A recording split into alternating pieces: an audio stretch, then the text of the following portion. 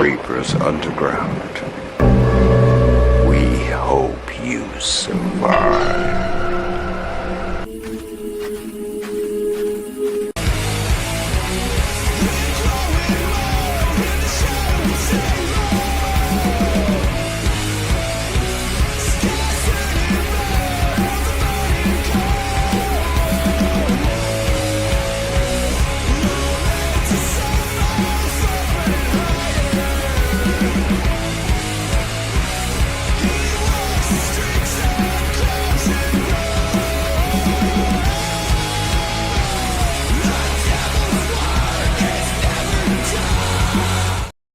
That's right, the devil's work is never done, because here I am again on a Thursday night, which means it is time for your early weekend place to be. And I have a fantastic, wonderful young talent that is just trailblazing in the world of indie horror and indie film. And I really wanted to take this opportunity because this is the future of independent film. And the fact that this young man to my right or left, as it were, depending upon your TV, Blaize Tudor, is so happy to have him on the show tonight. And we're going to be talking about all his projects. And by the looks of things, we are firing on all cylinders tonight. That's right. We are live, finally, on Reapers Underground Facebook page, as well as Black Flame Entertainment page, and of course our YouTube. Facebook didn't stop me this time. That's right. So this is the time to share this shit out anywhere and everywhere there is an independent film, director, actor, I don't give a fuck who. You want to share this out and make sure that you are part of the conversation tonight, because we are about to have some serious fucking fun. But before we get into all this madness, we're going to take a quick commercial break to our brothers over at Villain Arts Tattoos. Check it out.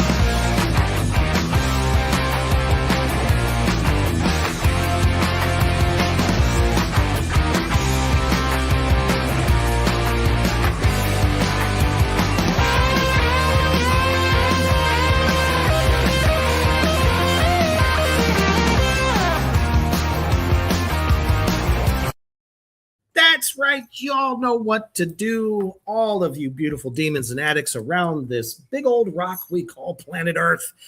If you want to get some of the best tattoo art, you need to get your all's asses down to Villain Arts Tattoo Convention, largest tattoo convention in the nation, probably in the world, damn it.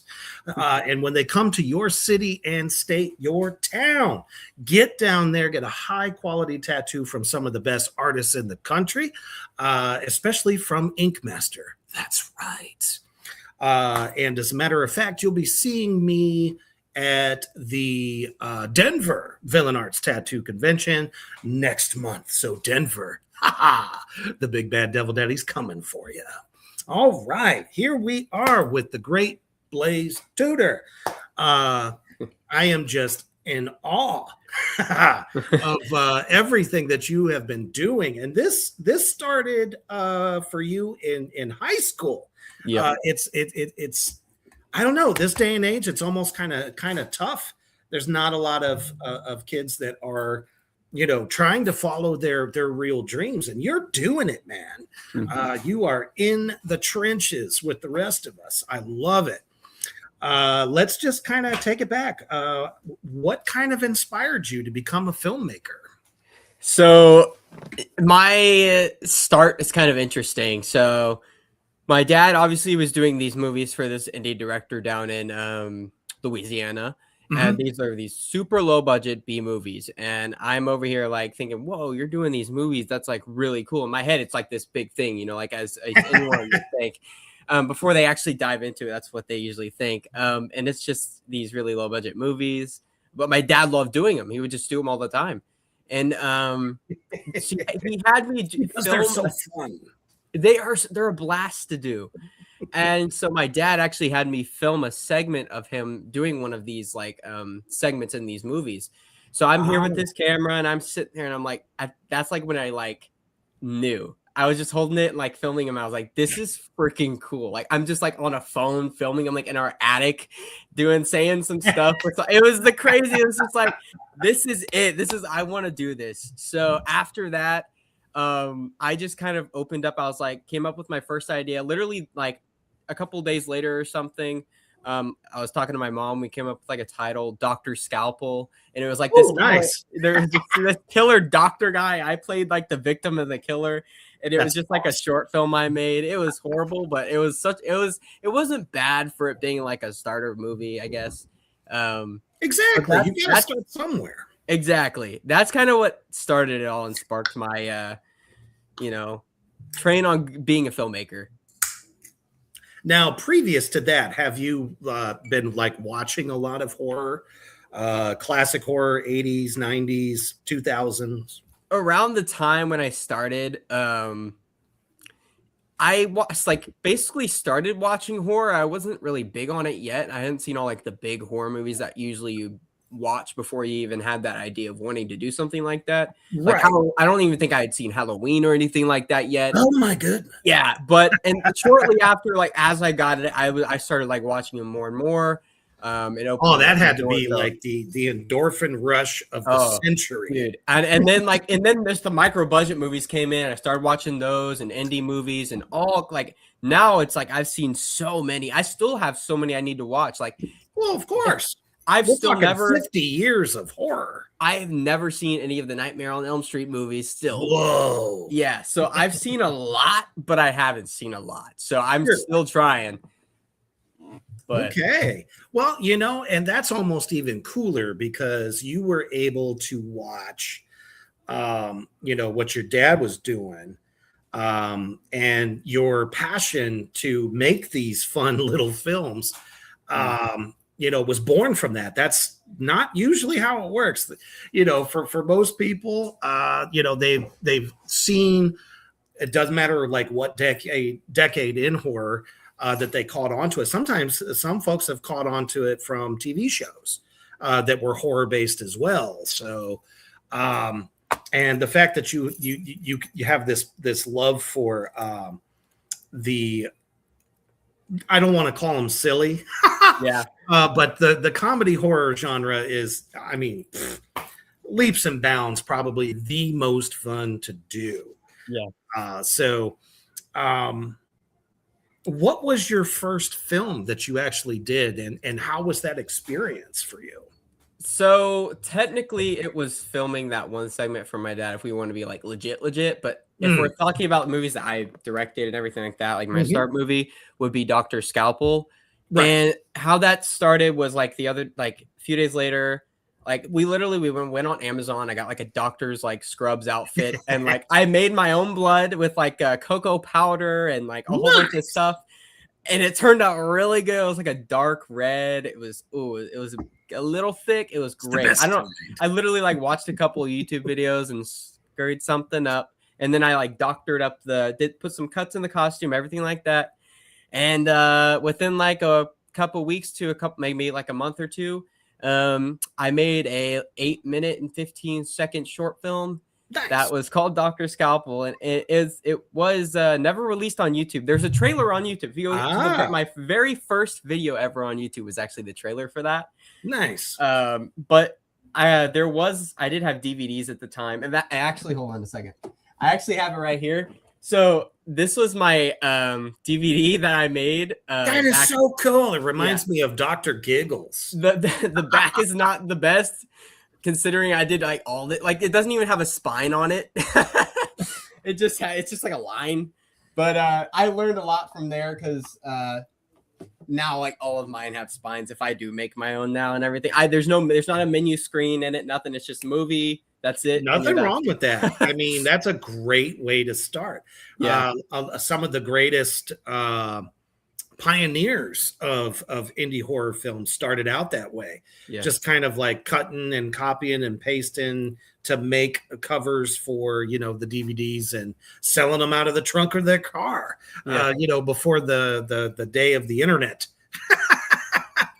And Morty here also recommends that you will definitely enjoy Trauma movies. Uncle Lloyd, as we like to call him, Lloyd Kaufman, he is the one that kind of kicked off the independent horror scene with little to no budget. And the films, they're iconic. They're called classics.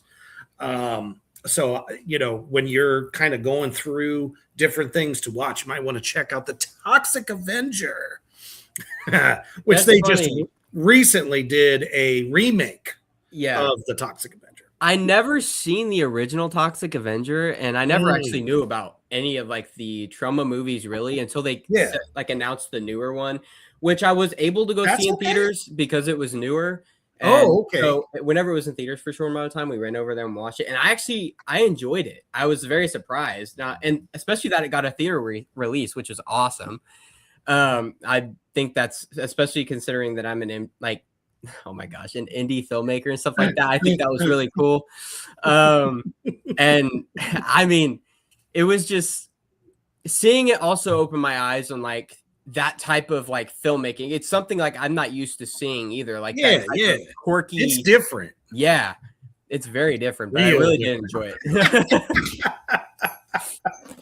Yeah, if you thought that was crazy, you watch the original, and you'll see how the remake came to be. As far as obviously they had to put different things in there, which most newer filmmakers will do. Yes. But they really stuck to the source material.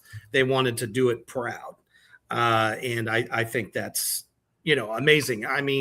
As a matter of fact, Morty is known as Texas Toxie because anytime Lloyd Kaufman comes through, he is Texas Toxie and does the little tours with him. And watching the original, then watching the new one, they were very pleased that they didn't kind of crap on, the original. I cannot remember truthfully if the original got a theatrical release. I think it was a bit more underground. It was like when we went to the video store, you saw that title, that box sitting in the movie store, and you're like, I have to watch this. Yeah. It's like one of those you have to pick up. I've been there. I get that. Mm-hmm. That's how I got introduced to it. Yeah. Actually, more so, my brother was the one who was like, "Oh, we need to watch this." Fangoria said it was awesome. I love Fangoria to this day. Still, always, even though it's not really a physical publication anymore. But hey, if it wasn't for Fangoria, horror wouldn't be where it is. So for sure. That's awesome. So obviously learning process for you for that first film. Mm-hmm. And you seem to keep like stepping up your game every time. First of all, I got to give you kudos for having an amazing production name. Where did Killable Productions come from? Because I'm surprised no one's ever thought of that. Me too. I was surprised, and it took a lot of Googling to make sure that it wasn't taken yet. Oh yeah, because I didn't want something. I wanted something original. Yes. So obviously, I was talking with my family, talking with my friends. Like I was really just trying to find like that name. I was asking around for a while. Yeah. And one time we were sitting in the car. I came up with Killable Films at first, and it just didn't sound the ring wasn't there. And then I actually had a buddy who kept we kept feeding back and forth like ideas because I was pretty sure I wanted Killable. I don't know how it came to my head, honestly. It kind of just like I thought kill, and then it just popped in there, Killable. And then from there, I just needed to find what sounded better. So Killable Productions finally came to about. I was just sitting in a car one day. Hey, Kyler, what's going on, buddy? and Killable Productions just came to be. I mean, it's weird. It took a little bit of like figuring out, but once we figured it out, we knew that was it. Like it was just like immediate. Like I Yeah, gave the logo. it's like a feeling you get. It's you Yeah. know, no different than how a musician comes up with like a title of a song. It's like, yep, Yeah. that's the title. You know, and that's one of the things I kind of went through too was there's more than one Black Flame Entertainment. Because I mean, obviously for like legal things, you shorten it so they can't say that, you know, you stole it. There's a Black Flame Entertainment that's a record company. I don't know if it's big or anything like that, but still, you know, I'm still going to roll with it. No one's tried to sue me yet, so good luck. I took a song title from my last album that I had written before I retired. I used to be a professional heavy metal drummer, and I was like, "Yeah, that's the name." We're just one big Black Flame family. But yeah, I love the name. And what kind of got you? Let me see here. This one. I mean, I can't wait to see this. And of course, we'll talk about how we can get to see some of your films. This one right here, I was like, this is comedy gold. Obviously, you know, the American public, and I'm sure around the world, was just tickled pink to hear of Joe Exotic and the misadventures that he's had. So is that kind did you watch the show? And I did okay, so if you want to know how it came to be, it's interesting. So my dad, he watched it before I watched it, down like back when COVID, you know. Oh yeah. And I hadn't had the chance to watch it yet. I watched it somewhat more recently. It was like before I was making the movie, but you know. I did watch the whole thing and I loved it. It was amazing. But how it came to be was my dad is a huge Tiger King Joe Exotic fan. Like huge. That's amazing. And he came across this video on YouTube about it being abandoned and these people going to like explore his abandoned zoo. And I was like, huh.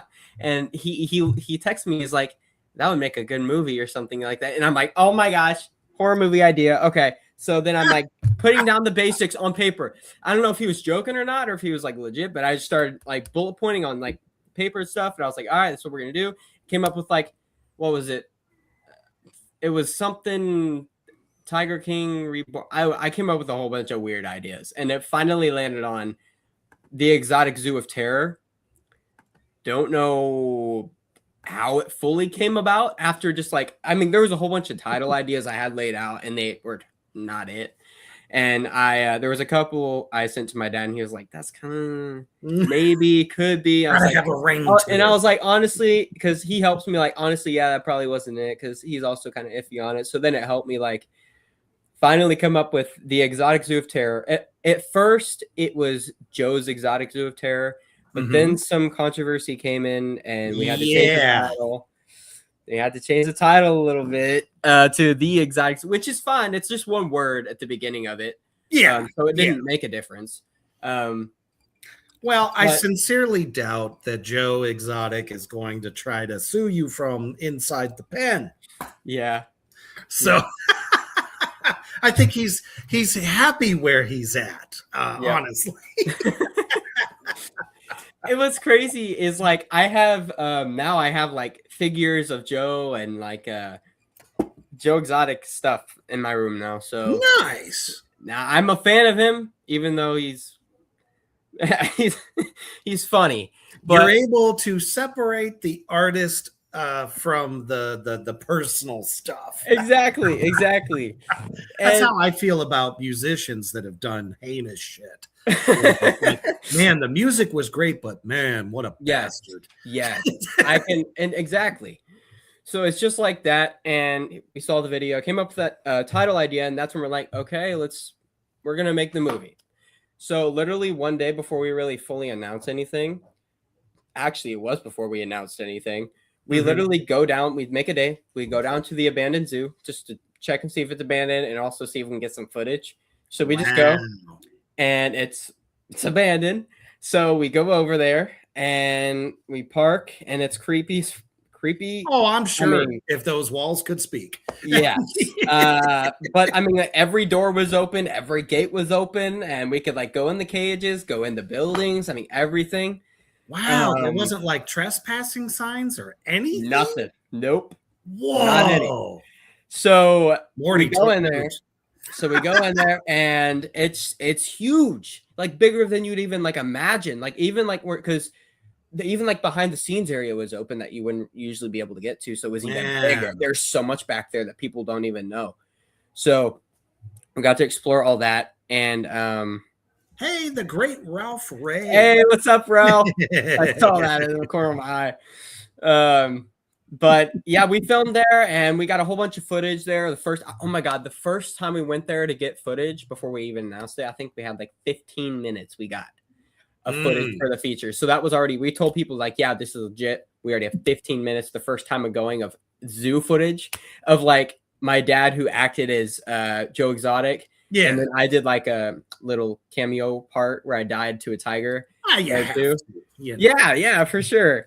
I knew I didn't want a big part because I was directing and stuff, but it was such a blast. And it's one of my better movies considering the fact that it's on location. I got really good actors. It had campaign, the good distribution. I have the music guy behind it. I have like everything behind it is just the idea in itself was just a really kind of big idea. Well, yeah, it's not something that a lot of directors are trying to make. Yes. Clowns and obviously the whole 66 sequels to Amityville, different shapes and sizes, and stuff like that. It's like you see trends happen, but no one's really trying to make something like that. So you cornered the market, right there. No I tried to take that from you. Yeah, it's because when you do something like, and I thought it was gonna take off a little more than it did, which it did okay. But also I feel like there was just so much stuff happened like in between and stuff that it just kind of slowed it down. And then it started to pick back up right after that film finished. Like I sold out all my physical copies I ordered. Like I had like that order, and I'm sold out now. So that was surprising on my behalf. But it did pretty good. And then SRS has it now, so he's selling copies too. So. Which is awesome. Yes. We'll get into that end of things here in a second. But was there like no pressure? Like, hey, we got to get in, fill this thing, get out before anyone knows we're here. Was there any like, challenges there? Yeah, kind of. Just because it was so unknown and the area, and it was weird and creepy, and we didn't know if like someone was going to come up and be like, or like a neighbor would come up. Because I mean, even though it was a big property, there's still neighbors. So like, who knows? So you just have to like. Ooh, you caught a ghost on film too. Oh my gosh. You can probably. He's not wrong. If you go in the special features of the Blu-ray that SRS is releasing, there's a whole bunch of like behind the scenes stuff. There's videos and photos that probably have that stuff in there. Awesome. I go watch that. There's a lot of interesting stuff we encountered. Oh, trust me, I hope to get a copy. Oh, it was, but yeah, it was kind of an in and out situation. Like we didn't want to scream too loud in these types. Like when we were at the That's zoo, exactly what I was thinking. I'm like, yeah, because somebody's going to hear somebody scream like they're getting killed, and they're like, wait a minute, this place is abandoned. Yeah. And, okay. No, we're just making a film. A funny story. The last day we were at the zoo, we drove to the zoo 3 times. We spent like an hour and something 3 times that way. Just during the main filming. That's not even the first time we went. So we went to the last day of filming. We only brought the cast that needed to be there, and then me and like one other person. So we were doing this last scene in this cage. It was amazing. It was like a kind of a rainy day, big scene, and there's like a whole bunch of stuff going on, really gory. And there's one scene where we yelled a little bit, for the one time we yelled. Just a tad. Okay. And we had Misty Wagner, who I was attacking as like the POV tiger. And then Ralph Ray, who was playing Seth, who was playing Jeff Lowe. So Ralph climbed the cage. He was on the cage climbing it. And he's like, screaming. And he gets down on the ground, and like we end the filming and we're like, cut, great, that was great. And then he's on the ground and doing his like blood and makeup on his face. He's laying on the ground. And we hear a noise that was like, we were like, it sounded just like a tiger, like on a cage. Oh no. And it was like this gate. We saw it like go down. We're like, oh, and everyone just stopped talking. We stopped like breathing for a second. We were like, we all just looked. And then there was these two guys that came out and they were like, hey, you guys okay? And we were like, yeah. Doing like, fine. Oh, okay. And then we were like, yeah, we're almost done. They're like, oh, you guys are good. You guys are good. And we're like, okay. So they just left. They were just making sure we were okay, which I get. I bet in my eyes, in my head, I'm thinking like they live next to Joe Exotic Zoo. Maybe they were just making sure that maybe they heard that stuff before. I'm like hoping. But they were totally cool. Like I don't they didn't call the cops or anything. Like they came on property. I don't know if they were out hunting or what, because it's huge out there. Yeah. And they look like they came from the woods. It's kind of in the middle of nowhere. It is, yes. Yeah. So that was even weirder because there was no cars there. So, but yeah, it was fun because after that, I mean, we were done. We wrapped the filming. There's no more screaming. We were just filming them on. Yeah. And what's even worse is I already had like almost all the blood on all of their faces and stuff. So I would have seen all that. I mean, and they were alive and looking around. So like, it's just, if I would have seen that, I would have been kind of questionable. But yeah, I mean, the good thing is that you can ADR, most of that stuff in post. Yeah, when it comes to screams and whatnot. So. Yeah, for sure. I actually did that for John Ranke, who was in the Tiger King series. Mm-hmm. We brought him out to the zoo, and I did this thing where I ADR'd his scream because obviously I also don't want to get him in trouble. Well, no, of course. But yeah. That's true guerrilla filming there. It doesn't get better than that. So that's incredible because it almost sounds like you have an approach like Sam Raimi does. You know what I mean? Like when they did Evil Dead, they had a 2-person crew and like 3 actors. And, it's proven time and time again when you have that kind of magic and your actors as well. This is a lesson for all you actors out there like myself. Learn how to hold a boom mic or however you can help out your creator, because you only have so much money to work with. I mean, that's inspiring. I love that. I absolutely love that. I like to think of it that way because Mr. Cody, yay! I feel like I haven't seen you in forever. My goodness. He said first time he was there in years. Man, I bet that had to be odd homecoming, right? Probably told you a lot of stories. My goodness. That's awesome. Hey, I miss you too, sir. One of these times I got to do a convention down there, and then you all can come hang out with me. It'll be a great time. For sure. But yeah, man, just for everybody out there watching, and I see you. I see you're not talking. Don't be afraid because, ask Blaize any questions you want. This is like a tutorial on how to just, I've been talking about this for a long time. There are those that just go, I'm just going to fucking do it. And then there are those that sit there, talk about it, but never do it. And that impresses me. I'm going to be, 50 this year. So it's really cool to see someone like yourself doing this. Let's see. Oh, this one. Yes. I love this one. That skull is amazing. I love him. Tell us a little bit about this one. So is this more on the serious side or is it more on the funny side? I would say it's more on the serious. There's funny moments in there, like for sure. Like Joel Wynkoop shows up and he plays this funny character, and then he goes kind of serious. But the rest of the movie is pretty serious. Like it plays a serious, like yeah. And the idea behind it is I based it off of my first. Well, let's put it this way: Amityville Bloodlines is a short film that's like 38 minutes, so it's kind of like in the middle there, and it's a sequel off of my first film, Amityville Bloodbath. Yes. Which was also like 35 minutes. So they're just both short films that were released through SRS though. And Amityville Bloodbath was one of my Bloodbath. What is going on? Amityville Bloodbath. It happens.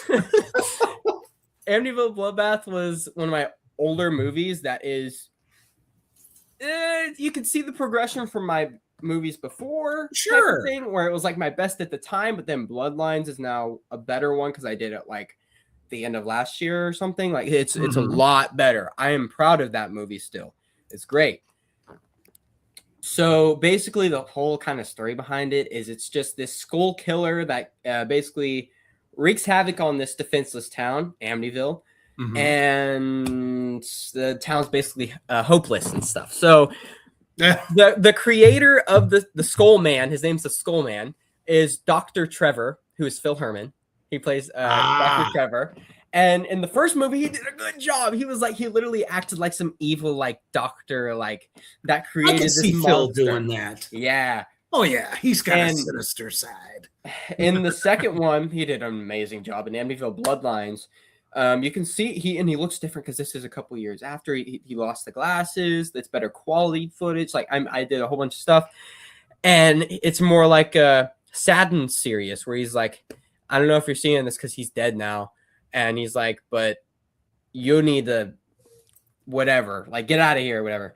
And these two teenagers are now the two main characters of the movie, and they're like they found this note just lying around like in the grass, like it was just flying through the and they caught it, and it was bloody though, and it said Trevor Labs.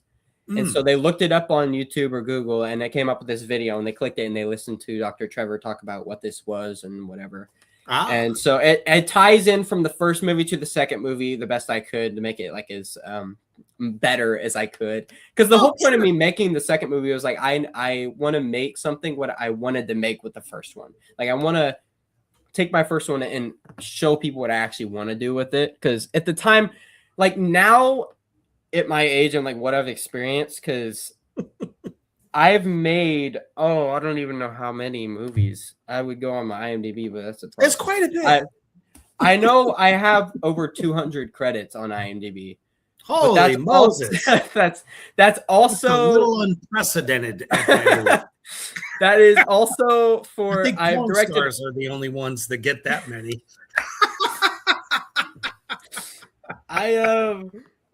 So the only reason that happened, well, I hustled a lot. So like I would make short films. Like whenever I was in film school too, I would like there was a point I'd make short film every single day. Like I would literally go in there and like either take a camera or my phone or like a gimbal or whatever the heck I used, and I would just go film something around the school with people and stuff and different titles, and I would release it like the same day and then get another one out. I don't know how I did it. I did it. I don't know. Insanely awesome. Yeah, my friends thought I was crazy sometimes, but that's okay. You're honing your craft at that point. Like, just repeating, trying this, trying that. Let's try something a little different this time. I mean, that's cool as hell. Yeah, but not tying away from the original question. Yeah, the Amityville Bloodlines was basically just trying to make Amityville Bloodbath the way I originally wanted it, with like obviously carrying on from the first movie as well. Oh yeah, of course. What is kind of your approach to script writing? Would you say that a lot of even your short films, are they more visual, or is it kind of like a good mix of script, storytelling and visuals? So I try to do a lot of visuals. I don't like writing actually, and I at all really. So trust me, when I just got done writing my script for the contract that I'm going to be directing, I was like, damn, that sucked. But man, Yeah. what a journey. Yeah. It's not for me personally. What I like to hold the camera and I like to just film it and get it done and release it. Like I like to just like go. When I'm sitting here like on my computer or writing or even on paper, whatever it may be, I can't just. I had the ideas; they're in there. Like, and I just putting them on the paper is just hard for me to do because I can't just sit there forever. Because I'm wanting to make a feature film, and I have to make so many pages, and it's just like, oh my gosh. I don't know too many people, especially students, that say, I love language arts. Because I know I didn't. Yeah. Thank goodness for text or speech to text. Yes, dude, it comes in handy. I do it all the time, even when it comes to movie stuff, all the time. Hell yeah. But yeah, so Phil wrote my newest one, which we'll talk about. Right. And for Mean Boat, which is like a Steamboat Willie horror slasher, I'm still working on. I actually had a buddy in school who wrote that for me because he was more he enjoyed it more than I did, and he could put it down on paper better than I could. So I gave him the whole layout, like the whole. I literally talked to him in person. I was like, blah blah blah blah blah. This is my idea, and he took that and he just ran off, and it turned out really good too. So that's how that one was written. So most of the time, I try to get people to help me, or like Exotic Zoo of Terror, for instance. There wasn't even a script, except for maybe like a certain part, like John Ranke. I made like a small script for his part, but the entire movie, other than that, is improv. And so I gave everyone like a synopsis. Okay, this is where we're at. This is the point in time in the movie where we're at. This is who you are, blah, blah, blah. Like I gave them the rundowns of who they were. And I was like, you guys, like, and they owned it. They knew exactly who they were and what they were doing. And I mean, I love the improv stuff. It's half the time. I do too. I can't really, sorry, directors out there who may hire me in the future. I tend to embellish a lot. And most of the time they're like, that was fucking badass. I'm like, well, that's great because most directors don't want you to improv. And that's, I don't understand, because I've been on sets where directors are like that. And like, I understand parts of it, but if they're hitting points of the script that are the same and just kind of changing a couple things to make it easier on the actor or actress. Yeah. So why not do it? Sound more real, more naturally flowing. Yeah. Hell yeah. No, that's really cool to know because a lot of, actor friends that we have really like to do that. They like to really make the character. I mean, I love making my characters come to life so that people who are watching it, and that's what we're thinking about. When you see us perform, we want you to think that, wow, this is a real person. Yeah. You know what I mean? So why not go for it? So that's cool to know. Morty says, Reaper, I will do my best not to improv too much. You can improv, brother, as long as you capture the spirit of the scene. I think we'll be good. Hell yeah, though. Yeah. Have you actually seen Screamboat yet? I have the Steelbook, a Blu-ray, a DVD. I love that. David Howard Thornton. What a movie! Is fantastic. It was hilarious, and I thought it was very well done for it being like a lower budget, indie style, public domain title. Yeah, I thought it was really well done. He's like the king of minimalism. I love it. And I'm a fan of the gore fest stuff. I love gore, so like seeing like when things can be overly gory is pretty nice for me. Now, do you take any like hand in special effects? Like, do you do some of that as well? I love practical effects as my favorite type of thing. I've been trying to do more and more practical effects in my movies. Hell yeah. And I'm still getting better at them. I've had people like for Mean Boat. I had actual like props guy help me making like arms and legs and all kinds of stuff. So like, and you gotta love the process. It's like this dude that I found is younger than I am, and when I tell you how surprised I was when he took like a foam leg and arm that I had, and he wrapped it in this silicone stuff and put these rubber gloves that are red and tissues and a whole bunch of stuff, and with piping and tubing in there with these like he did this whole mechanism, and you literally rip it apart and there's blood that spews out and stuff that pops. I'm like, it looks so good on screen, and I'm like, how did you do that? And he did it for little to no money, and I'm like, amazing. That's because, you know, artists like that, because let's face it, anything from the writer to the producer, the actors and the crew, I mean, it takes a village to make the magic happen. Yeah. And a lot of the times the passion is there, and it's like, no, we don't need an exorbitant amount of money. I mean, yeah, we got to pay bills. But you know, for a lot of those cats, it's like, I'd like to get my name out there, and this is fun. This is like a Friday night for me. Yeah, 100%. So, I mean, that's a blessing.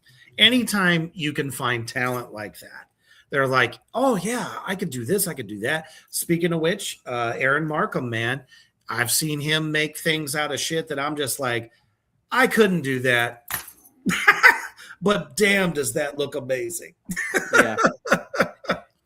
True art to that stuff, and especially cosplayers too. My goodness, that I definitely want to check that one out.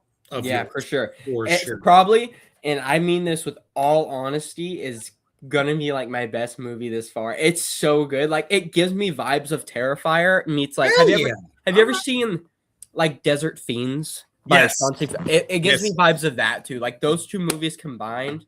And the Winnie the Pooh Blood and Honey movies too. Those are the Winnie the Pooh series is great. Yes. I don't know why people hated on that. I'm like, are you fucking kidding me? It's good. It's fun. It's funny. Like, I could sit there and just be entertained for watching all those. Right. You can have a bunch of people just sit down, you know, bring some food, make some chicken wings, and just laugh your ass off. Yeah. With some of these. Let's see here. Somebody from The Longest Take. Welcome to the show. Says, hey, who is Blaize's dad? My dad is Cody Tudor, who's been in a lot of like Camp Blood movies, Axe Grinder, there's a whole bunch of others like Amityville Chupacabra. None of these are my movies. I'm just naming off other people's movies. So yeah. Yes, and has been a fan of myself and Mischief as well for a lot of years. And God damn it, we still haven't worked together. We need to do something about that. I do have some, you know, roles available still for the contract, so maybe I could grab them for that. Maybe I could grab both of you for that. That would be amazing. If you don't mind getting killed. Oh, absolutely not. I always say there is a true art to dying on film. Mm-hmm. I can't tell you how many films that I'm like, the whole thing is amazing. The movie's going great. And then somebody dies and it's like, help me, chat. I'm like, you just killed the scene. Like, how is that believable? There was a scene in Clown Motel Part 2, and I was just like, that's not believable. Oh my God. Oh, but man, this one though, and I watched this one, which is currently on YouTube, I might add, for everybody out there in Black Flame Land. This made me chuckle so hard I almost peed a little. Amityville Corn Dog. Let's talk a minute about that. I mean, as before we've said, there's been a Amityville Shark, Amityville, Go Fuck Yourself.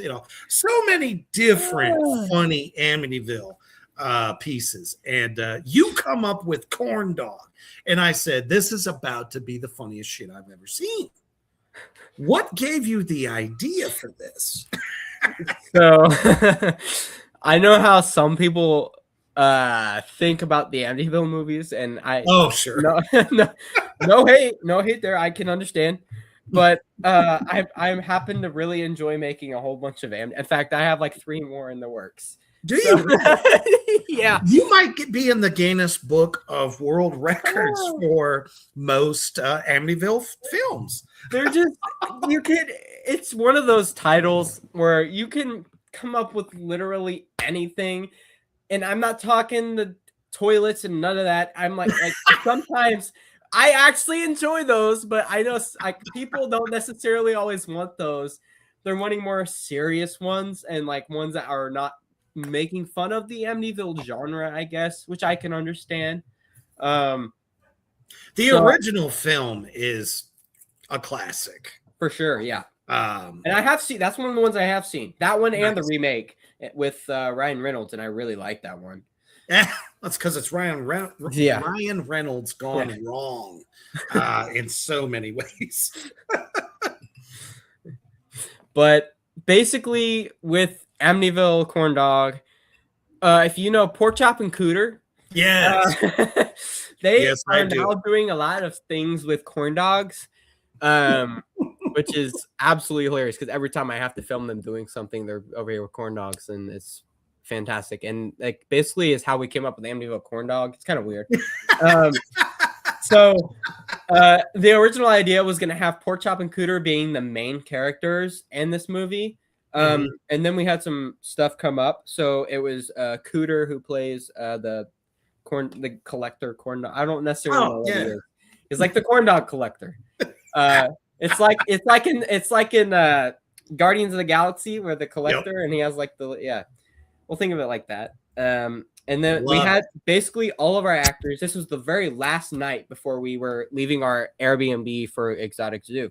And everyone was, this was the last night before everyone left. And talk about, not having to worry about budget. Like you were already there. Yeah. I love that.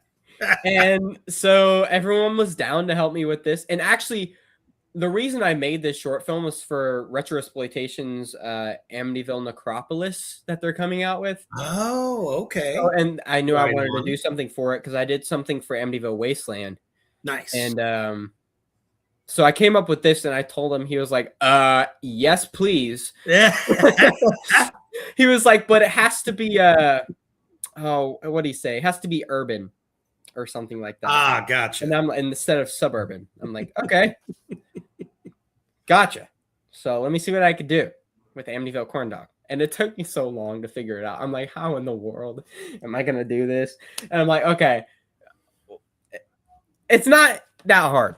So we were in the Airbnb and we, as it would be, the people blocked it out. Yeah, it was super easy. And again, we're like, you've been living here for a week, damn it. It was we completely know everything about it. It was also completely improv, which wasn't too hard because it was funny. Everyone knew what it was, and it wasn't something that was fully like wrapped around yet. So everyone came up with different ideas and threw it in. Yes. So at the end, I just knew that I wanted the main thing was just killer corn dogs. That was the main idea, but everything else we came up with on the fly. Corn dog. Yeah. But I recommend it because for it being shot in that one night with only just a couple hours, being 12 minutes and something, and having a custom music in it and all this fun stuff. It's not that bad cinematography wise. I think it's okay. No, I actually think it looks very good. You captured all the angles. I have to say, my favorite part of the film is whenever Cody shows up and goes, I thought it was genius. I'm like, dude, anytime somebody dies, someone's going to die if he shows up and goes, I have to ask you, what is your secret, sir, on the laugh? The laugh is legendary. So good. But you know what? everybody out there in the Black Flame universe, if you want to check out this crazy short, go to YouTube, and I believe it's Killable Productions YouTube channel. Yep. Okay, just wanted to make sure I send them to the right place.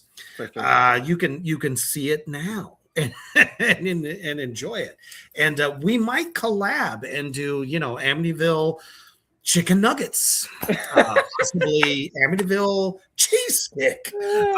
Actually, cheese stick sounds better. Amityville cucumbers coming next. Hey, you could go a step further and go Amityville eggplant. There you go. Think that would be fun. There you go. Pork chop and Tudor have messed with eggplants before. I'm sure they would be willing to do it again. Brilliant. I love it. Ralph Ray says, hilarious to film. Of course it was. People were trying not to laugh behind the camera, dude. That's what I was going to say. Everyone, I mean, that was the challenge. The only challenge you had was don't fucking laugh. And me, so I was filming it, and oh my God. These people were coming up with some like this half of this stuff on the fly, and they I gave them maybe a short synopsis, and so I'm sitting there not knowing what they're going to say, and they come up with the craziest crap, and I don't have to I have to look at the camera. I'm trying to, because I'm close to the microphone and everything. I'm like, I can't do this. I have to be so. It's total like improv comedy. Mm-hmm. It doesn't get better than that. Oh, it was amazing. And believe it or not, demons, we're going to show you why you need to check this out right now.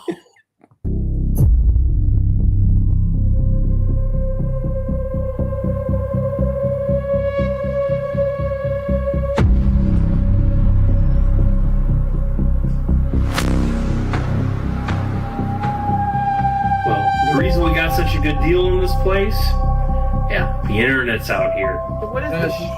Oui, boy. Oui, boy. And I even complaining about. Are you cute?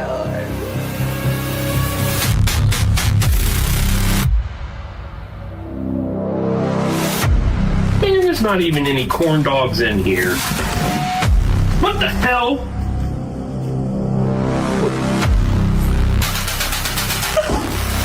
Okay, you guys are messing with me. I'm gonna go to bed. I'm not gonna do this.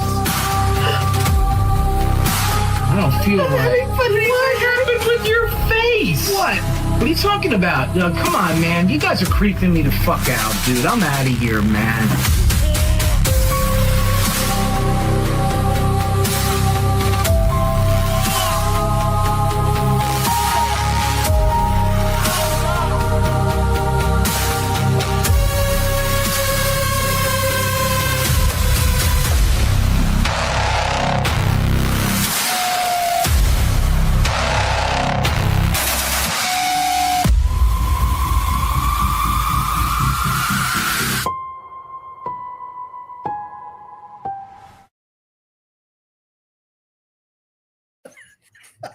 I can't not laugh.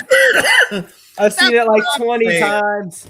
I have to say, the best part of it is the music is super serious.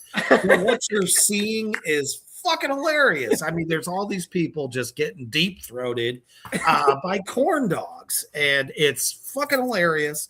So definitely, everybody out there in the Black Flame universe, please go and check this out. Guaranteed to make you bust them guts just a little bit. Absolutely love it. And it's for free. No excuses. and it's pretty short, so you know. Well, yeah, there's that too. Keeping with the mode of attention spans. For sure. But still a fun ride. Which brings us to your latest project, which, like you said, is written by Phil Herman, called The Wizard of Oz in Amityville. Let's talk about this. Now, the idea of Dorothy's companions being evil sounds amazing. Can you take us just a little bit into this world? So if you like Amityville, and if you're wanting to see the movie, you probably are, or if you're a fan of Wizard of Oz, which this is going to be, Most people are. yeah. And so if you're a fan of one or the other or both of these like genres, they are both going to be heavily showed on screen. Wizard of Oz heavy, Amityville heavy. Yes. Your characters, I am working really hard on creating these awesome costumes for them. Okay. The actors and actresses I have planned. I mean, people don't even know who else I have planned for some of these other bigger roles. They are set in stone, but I have yet to announce them, and they are going to be so good. I've basically made these characters knowing that how they were going to play them, and it's going to be absolutely phenomenal. In fact, I do want to throw out right before this live started, we were at $3,000 something. Now we're at $4,015. Dude, that's amazing. Yes. And that's one of the biggest things that, when it comes to making films, and I'm about to, I mean, I've helped fund a lot of campaign funds as an actor, but to actually be the director that goes out and tries to go, hey, here's my little cup. Can you give us a tip or two? That's not an easy task. And seeing that you're smashing these goals, I mean, I applaud you. What is your secret? It's not easy. And I had a lot of help. I talk to Phil all the time. I talk to Tim. He's a wealth of knowledge. I talk to a lot of people who help me with promoting the campaign and just helping with the ideas for, perks, script. I mean, literally everything. Like, it's not just a one-man job, obviously. It a lot of times it is a one-man job. So what a blessing to have, people helping you out with this. Yeah. Like even, I'll go to work or something and I'll ask people, and I get input from everybody. So like, it's my dad, my family, everyone. Like they help me a lot. Because sometimes just even my actors, they help me with perks and everything. Every actor should, in my opinion, if they want it to be made, if they want it to be successful. Again, blessed to have, actors that are willing to do that. That's fantastic, for sure. But all I can say mainly is this movie is going. It might just be my best movie, even past Mean Boat. I'm going to be honest with you. You think so? This budget's going to be way over Mean Boat's at the end of it, which is amazing. Yes, because for Mean Boat we had like less than what we have now in the campaign, but I put so much of my own money into it. I couldn't even tell you. So that's why it's been like my biggest movie, biggest budget. But now with the track that we're on and everything, we have a location picked and it's great. We've never used it before. It's big, it's nice. People are going to, it's going to be, in fact, I keep giving more information, but we actually have a composer and a music score artist who I think will not 100%, but for sure might be doing the score for this movie. I'll custom it will be fantastic because I've never had someone actually create like a full like custom movie score before. Like this dude like does everything. Like he's awesome. So that's gonna be fun for me to kind of experience as well. Hell yeah. When it's organic and you have somebody actually, creating it for you, I think that's amazing. Yes. He does great work, and he matches it to the vibe and everything of what you're trying to do. And the vibes of this movie are going to be serious. This one will be a serious one. Excellent. Phil Herman's really good at writing serious stuff too. He is. So absolutely. Great storyteller. I've read the script that he gave me, and it is fantastic. My actors really like it that have read it so far. They said it was really good. And I've got to make just a couple changes to match like a couple of like our new location and stuff like that. But other than that, like the script's going to mainly remain the same.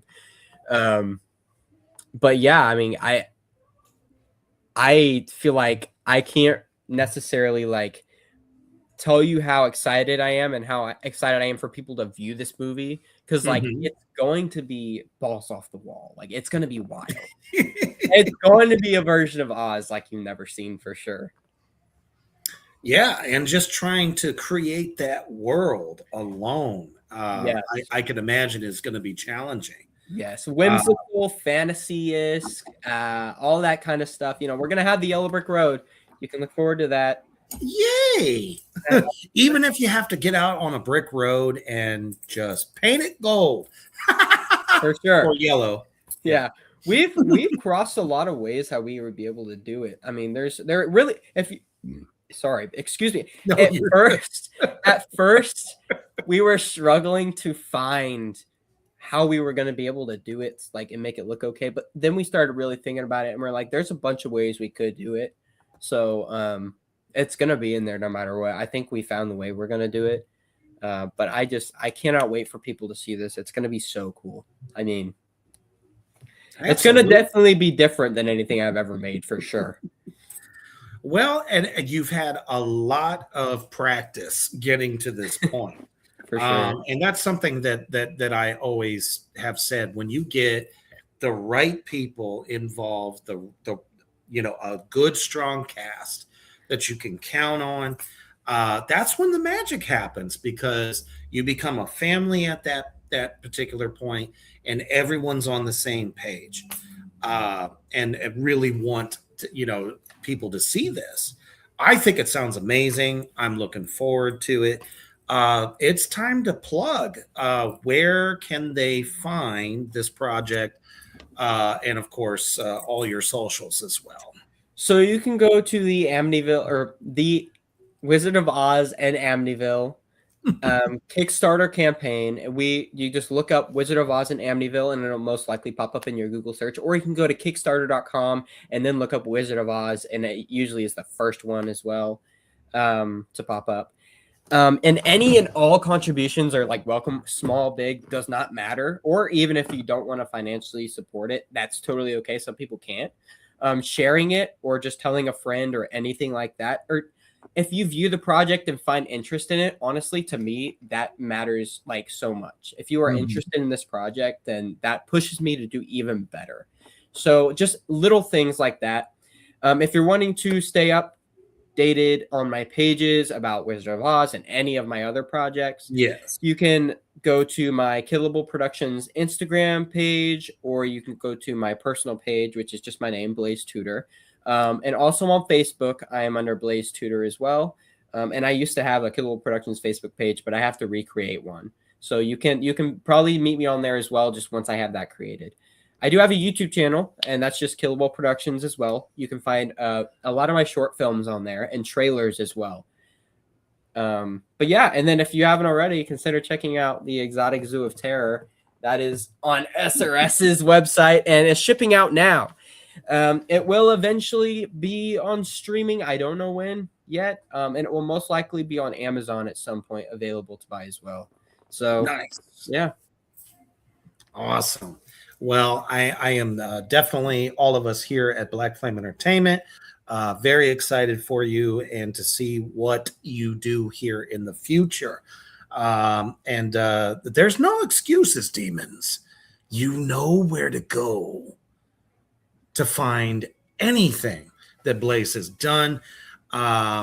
It doesn't cost you anything. It means the world to creators, just for checking it out. So definitely check them out on YouTube, Killable Productions. And if you want to see more, if you just have to get your copy, and I know I will, go to SRS's website in order to order you a copy. And for everyone that has shown up for you tonight out there in the Black Flame universe, as well as my viewers, what is your lasting message for them? If you are wanting to create anything, whether you're an actor, editor, director, producer, whatever you may be, or if you're not even into film and you may be into something else, it's okay too. Just do it. That's how I did it. Was literally, I didn't let anything stop me, because really there's nothing that could stop me except for myself. I just went out and did it. So I just say, keep on keeping on, do what you want to do. Believe in yourself. That's the main thing.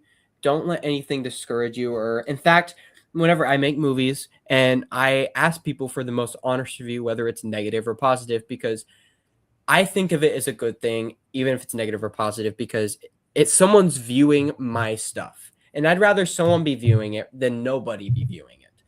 And that's like the biggest thing with me is I always think about having that audience is the best thing ever, whether it's good or bad. So. Humble as fuck as always. You'll never hear a Hollywood actor say such things, especially like your Quentin Tarantino's that'll be like, oh, you didn't like it? Fuck off. That's usually what you're going to get. But that is why independent film is where it's at. There is more creativity, there is more love, more passion, and more importantly, a more passionate audience that always comes back for more. So when you're thinking about, what you want to pick to watch this weekend, think about going to the SRS website and ordering yourself a copy of The Exotic Zoo of Terror. If you want to check out some of Blaize's work, go to YouTube. It's free. And always stay heavy.